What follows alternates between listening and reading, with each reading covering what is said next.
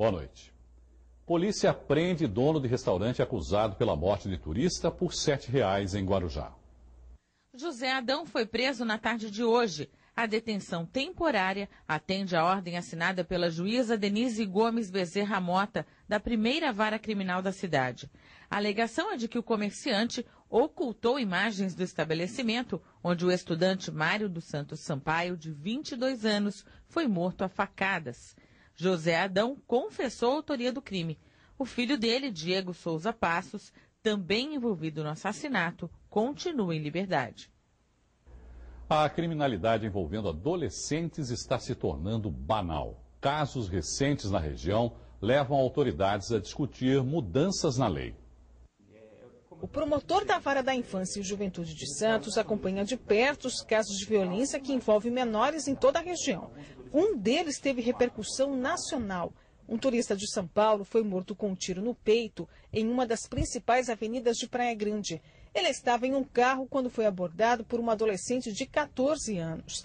A polícia está à procura da menor, que passou 8 meses na Fundação Casa. E para o promotor, o tratamento oferecido pelo Centro de Ressocialização deve ser outro. Em relação àquele adolescente que reiteradamente vem praticando atos infracionais graves, seria de suma importância que houvesse um prazo maior na Fundação Casa para o adolescente permanecer.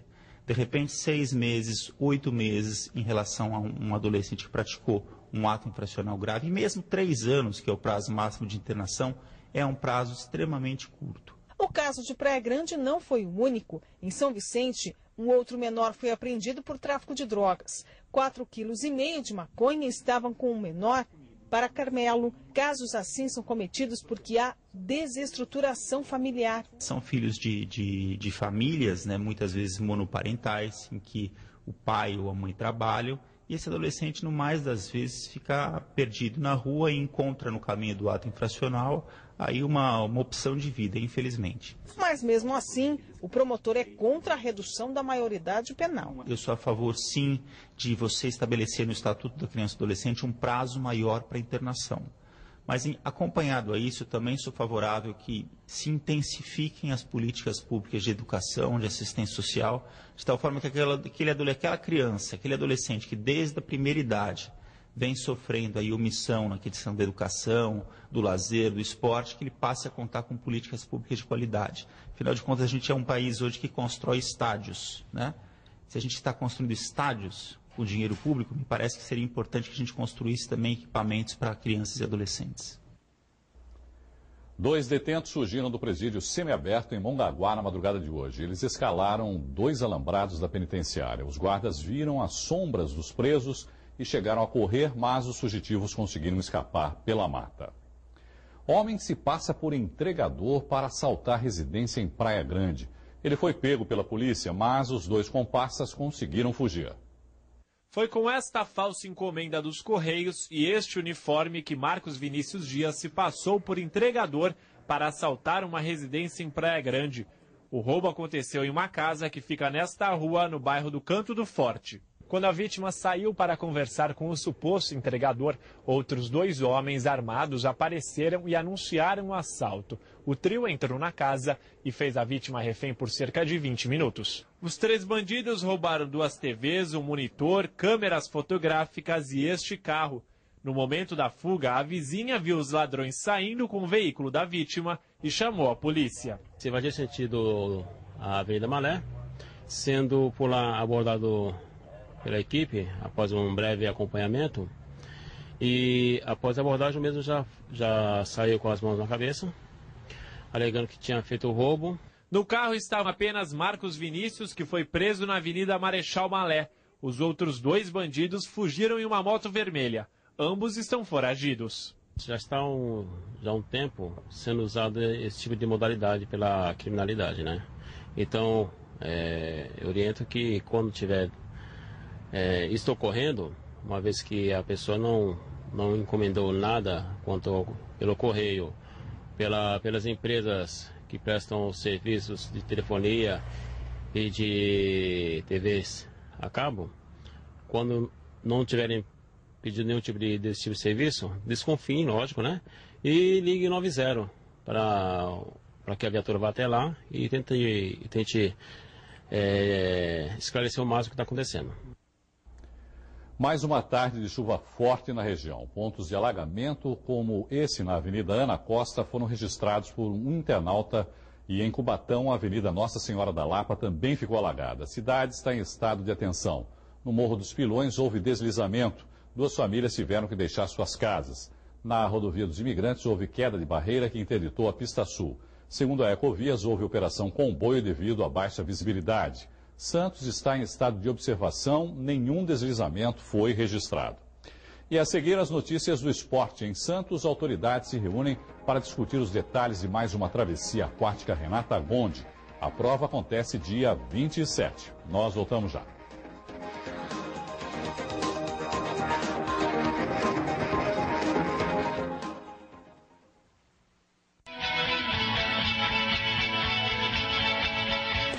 Amigo comerciante, através de convênio da Daned Seguros da CDL Santos, você já pode adquirir com desconto especial os alarmes monitorados da Porto Seguro. Você verá que é bem barato estar seguro e acompanhar de perto seus negócios. Temos também o rastreador de veículos e cargas. E a novidade é o alarme residencial que você só paga quando usa. Alarmes monitorados Porto Seguro. Consulte-nos sem compromisso. Este é o seu próximo investimento. Daned Seguros, a nossa diferença é o atendimento. No Santa, você conquista muito mais do que conhecimento. Aprende a explorar os diversos caminhos da vida e já começa a vivenciar o ambiente universitário.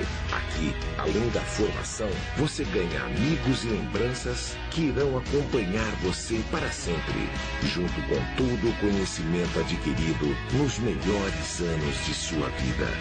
Colégio Santa Cecília, há 50 anos, formando e educando gerações.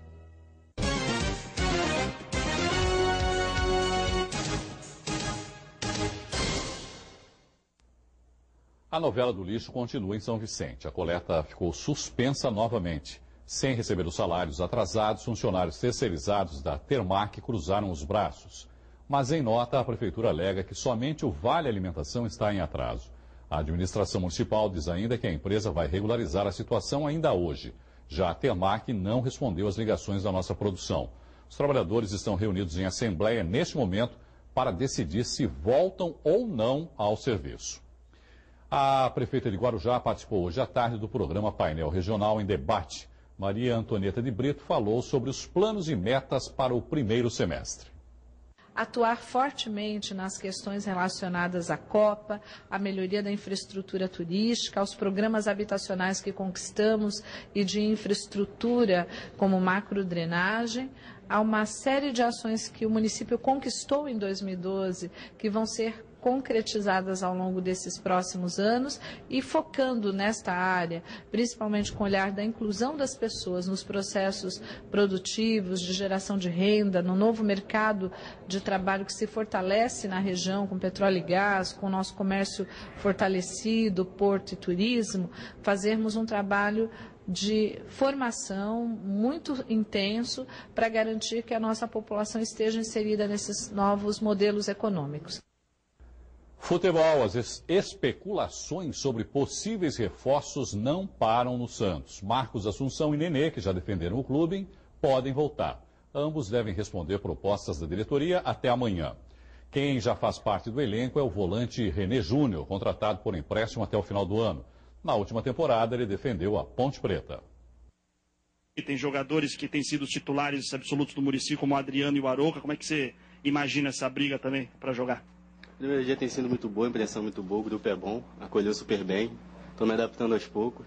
E quanto a trabalho de campo, creio que eu tenho que dar meu melhor, conquistando meu espaço aos poucos, mas respeitando meus companheiros para, quem sabe, começar a titular. Há 25 anos, o Brasil perdia uma das maiores nadadoras da história. Renata Gonde morreu em 1988, quando tentava atravessar o Canal da Mancha, na França. Desde 2006, a Universidade de Santa Cecília realiza uma travessia em homenagem à atleta. Este ano, a prova será no dia 27 e vai contar com a participação de mais de 100 nadadores de elite de vários países. Hoje, em Santos, autoridades se reuniram para tratar detalhes da competição.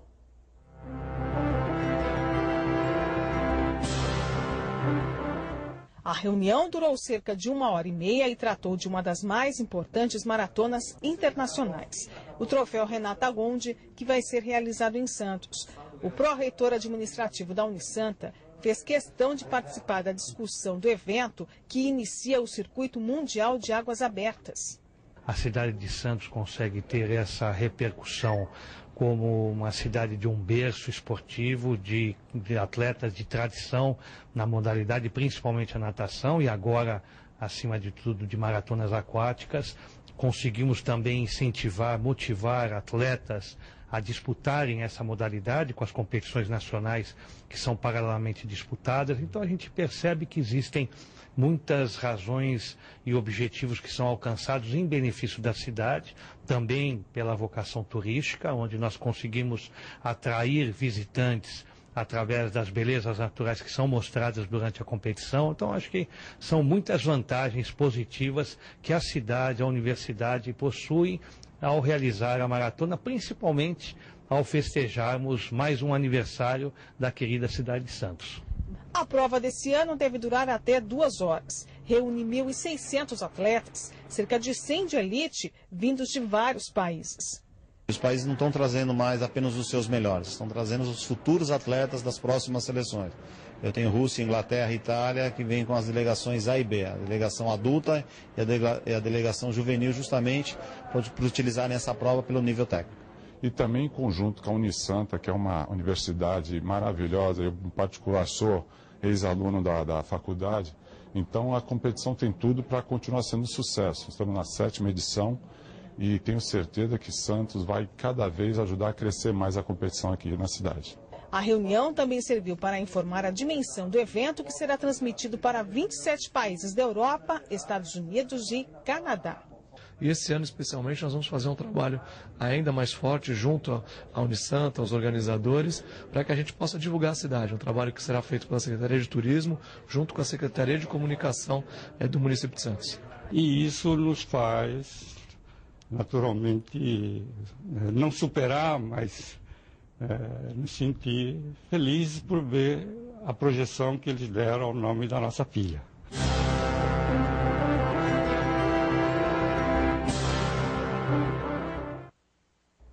Inusitado, degustação de café na areia da Praia de Santos. Nesse mês de janeiro, os banhistas vão contar com um espaço diferente, com uma programação especial para as crianças e para aqueles que não dispensam um bom cafezinho. Do Centro Histórico para as praias de Santos, até o dia 30 desse mês, o Museu do Café realiza atividades educativas voltadas para as crianças. Nessa tenda montada nas areias do Gonzaga.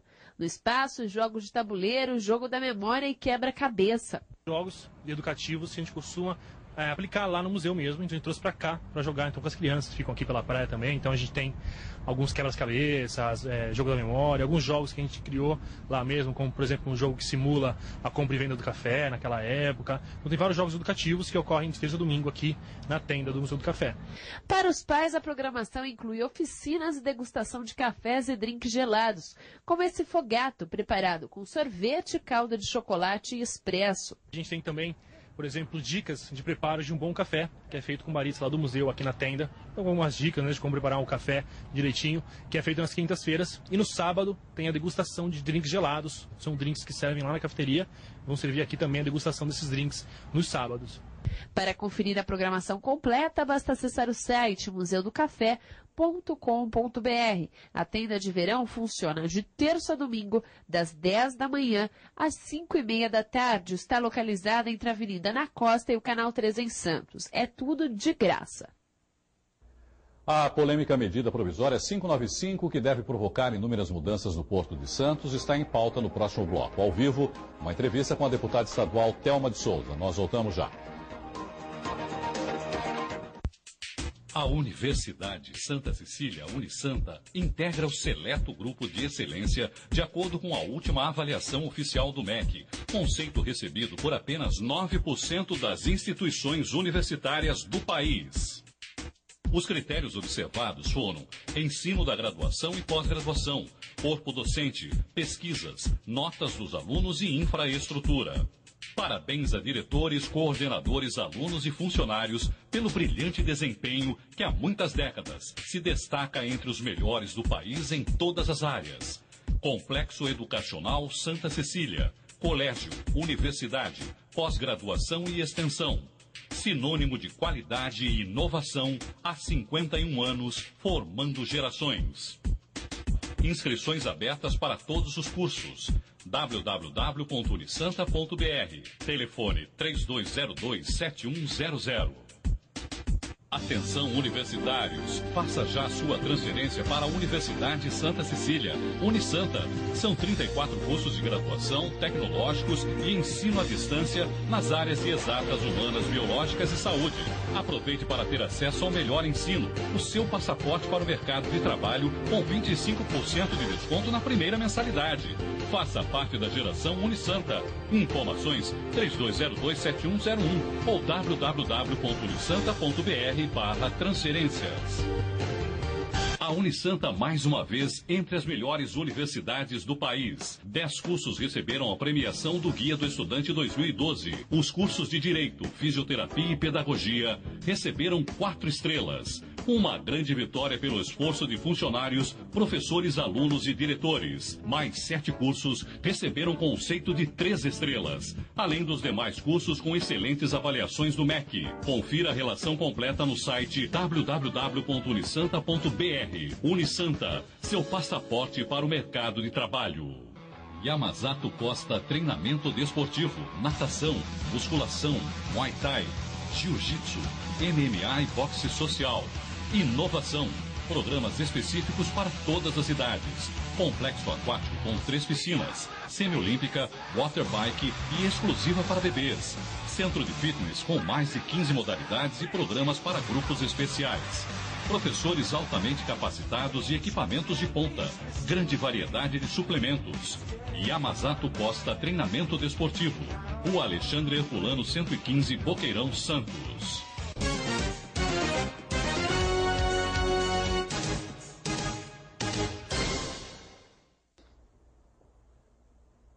Manter o estado de greve, conquistar o apoio da classe política local e agendar uma audiência com a ministra-chefe da Casa Civil da Presidente da República, Gleisi Hoffmann.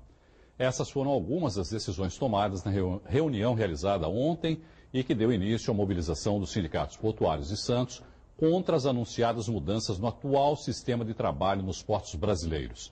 A deputada estadual Thelma de Souza participou do encontro e é nossa convidada esta noite para falar sobre toda essa polêmica. Deputada, boa noite, obrigado mais uma vez por participar conosco aqui do Caderno Regional. O que é, afinal, essa medida provisória 595? Qual é o conteúdo dessa medida provisória? Bom, meu boa noite a você, aos nossos telespectadores, principalmente nesse ano de 2013, primeira entrevista que nós estamos tendo. Muito obrigada. Eu penso que a medida provisória 595 era uma medida que, do ponto de vista do governo, ela tenta colocar ações de competitividade para os portos brasileiros, especialmente abrindo os portos para ações dentro dos terminais do ponto de vista da iniciativa privada. Mas, ao fazer isso, essa medida que já tem quase 700 emendas, portanto não é matéria pacífica, ela coloca algumas situações que precisam ser observadas com mais cuidado do ponto de vista dos trabalhadores. Se, por um lado, o empreendedorismo fica facilitado, por outro lado, a ação de contratação dos trabalhadores por meio, por exemplo, do OGM, do órgão gestor de mão de obra, para os portos públicos, isso vai ter uma diminuição, porque as iniciativas privadas também vão permitir a contratação de mão de obra que não seja filiada aos sindicatos. Essa medida provisória está revogando a Lei 8.630, que é de 1993, que foi a Lei de Modernização dos Portos, é isso. O que muda efetivamente? Quer dizer, com essa lei de modernização já não houve um tipo de privatização também no Porto? Não, na verdade, a 8.630, eu tinha acabado de ser prefeita, eu fui prefeita até 1992, a lei foi feita em 1993, foi votada e foi sancionada em 1993, e eu tive, junto com o finado assessor José Rodrigues, conhecido de todos que militam na área portuária, a formatação para dar à então senadora Sandra Cavalcante, do Rio de Janeiro, a possibilidade da construção do CAP, que é o Conselho de Autoridade Portuária. Pois então, a reformulação, a revogação da 8.630, eu pessoalmente, isso é uma opinião minha, acho que a lei nem tinha sido implementada como um todo, não é? Mas os gargalos colocados por situações da infraestrutura brasileira, particularmente o dos portos, esses gargalos fizeram com que o governo se apressasse a apresentar medidas para que a possibilidade de competitividade internacional com os portos, a partir dos portos, esteja se exercendo. Então, o que acontece com a medida de uma maneira geral? Ela tira poder das companhias docas, ela tira poder do CAP, que é o Conselho de Autoridade Portuária, como eu disse, que será não mais deliberativo, mas consultivo. Ela abre as portas para a iniciativa privada, mesmo dentro de portos públicos, e ainda e aí está o caso do conflito aqui na Baixada, tira postos de trabalho que não serão mais requisitados pelo órgão gestor de mão de obra, portanto pelos sindicatos, daí a movimentação dos sindicalistas nessa direção. A senhora diria que essa medida foi implantada visando exclusivamente aumentar a competitividade? Eu acho que o governo tem uma preocupação, até porque é ainda um desafio. Porque não é um único gargalo, né, deputado? Não, não é o único. É um problema de infraestrutura muito maior do que meramente os portos. Nós temos os modais de transportes. Aqui, em plano local, nós temos desde a prosaica entrada da cidade, que é um pingo dentro de toda a estrutura de infraestrutura do Brasil, mas que é importantíssima para a cidade, que atravanca a entrada e a saída, e não diz respeito ao governo federal, diz respeito à cidade e ao governo estadual, e eu penso que este gargalo dos portos, ele é a parte final de todos os modais de transportes. Porque quando você importa ou você exporta, as cargas ou vieram de ultramar ou vieram de outros países via mar, poucas ainda por carga aérea, mas isso será uma realidade num futuro próximo, como a China faz e países de dimensões continentais também têm que fazer, e também o aperfeiçoamento dos modais de transportes que saiam da via terrestre, como a ferrovia e, por que não dizer, a própria via marítima, mas pensando pela nisso, cabotagem, por exemplo. A presidenta Dilma Rousseff anunciou agora um pacote também para as ferrovias.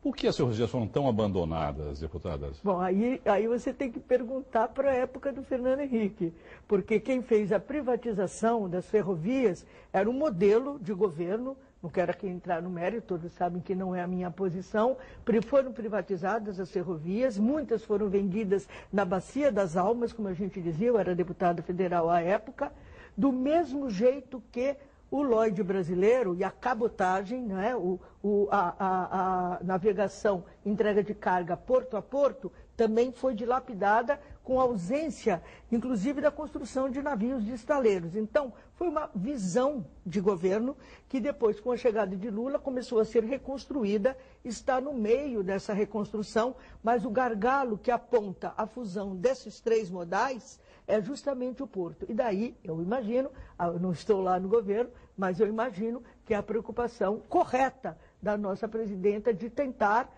diminuir o mais rápido possível a situação e também incentivar o empreendedorismo dos nossos empresários. Mas, por outro lado, eu, que estou sempre do lado dos trabalhadores, temo que essa parte que diz respeito aos próprios trabalhadores, sofra uma ação muito negativa de uma maneira repentina. E é isso que a gente vai lutar. A minha parte é garantir uma audiência com a ministra Gleisi Hoffmann na segunda quinzena de fevereiro. E vamos juntar forças para que a gente não tenha esse tipo de problema com os trabalhadores, garantindo a competitividade e as ações do governo, mas sem o sacrifício dos trabalhadores.